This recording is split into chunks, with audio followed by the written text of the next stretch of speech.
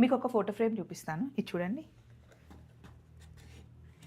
అన్ని ఫొటోస్ పెట్టుకోవచ్చు చక్కగా, ఇలా రౌండ్గా మనం ఎక్కడైనా సెట్ చేసుకుంటే చాలా బాగుంది కదా.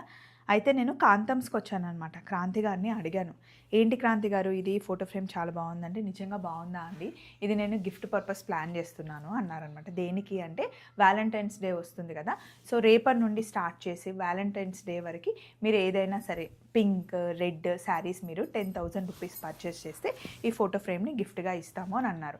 కానీ 10,000 అందరూ పర్చేస్ చేయలేరు కదా, ఎందుకంటే ఒకటే శారీ తీసుకుంటే మరి వాళ్ళకి అంటే, సరే ఏ శారీ తీసుకున్నా సరే ఒక చిన్న గిఫ్ట్ వ్యాలంటైన్స్ డే సందర్భంగా మా సైడ్ నుండి ఏదో ఒక గిఫ్ట్ అయితే నేను ప్లాన్ చేస్తాను.